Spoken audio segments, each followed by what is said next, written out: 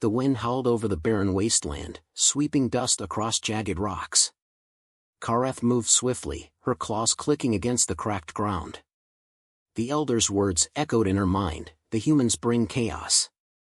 To let them live is to invite ruin.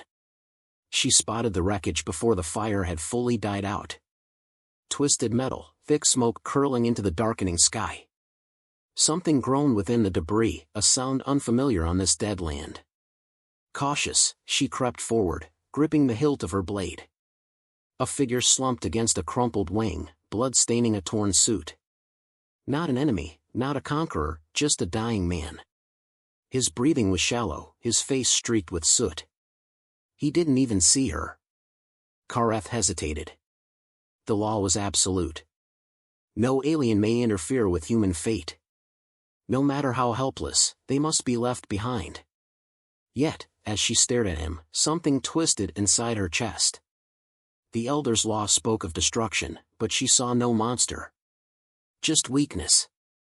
Just suffering. Her body moved before her mind made a decision.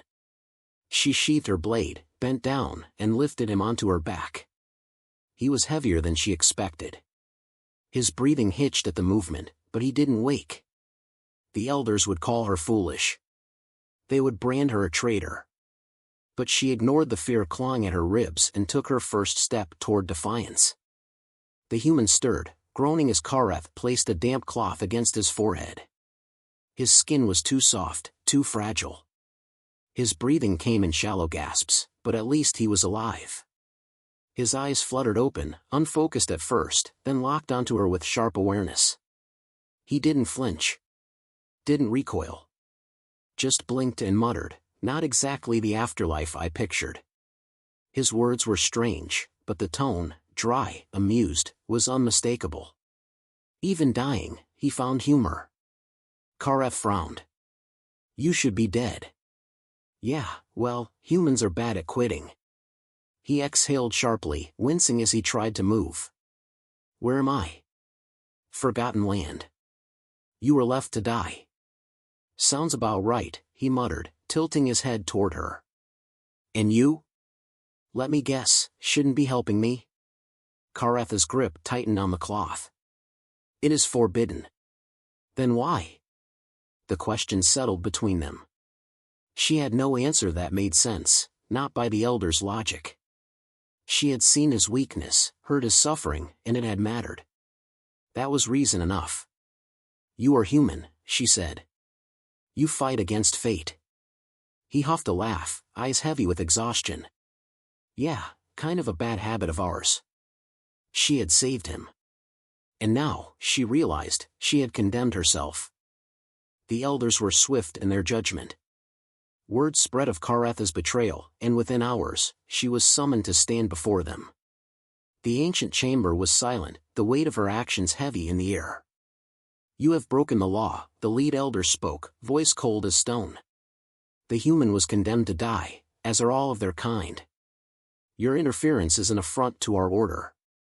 Kareth stood defiant, despite the tremor in her limbs. He was dying. "You cannot." "Enough."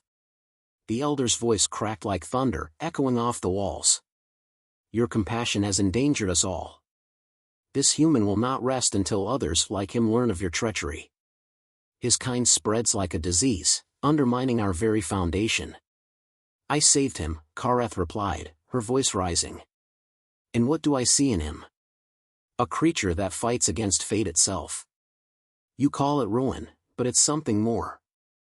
You fear him because humans do not bow to what is written. They rise. And they change." The elders exchanged glances. "And you will change nothing," one of them said. "Your punishment is exile. You will never set foot in this world again." Kareth's heart sank, but she held her ground. "Then I'll leave. But I won't leave him behind.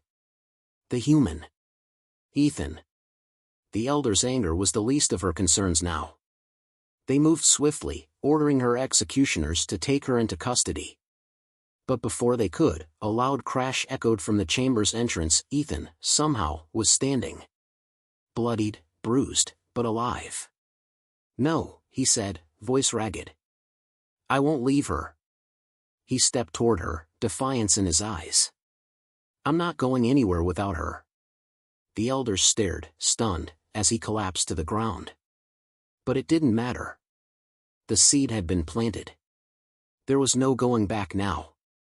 Kareth knelt beside him, her resolve hardening. We leave together. And they did. The prison walls, the order, all of it meant nothing anymore. With every step they took, they were already defying an empire.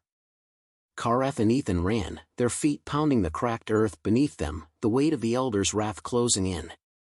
The planet's desolate landscape stretched out before them, no shelter, no allies. Only the harsh winds and the sound of their own desperate breath.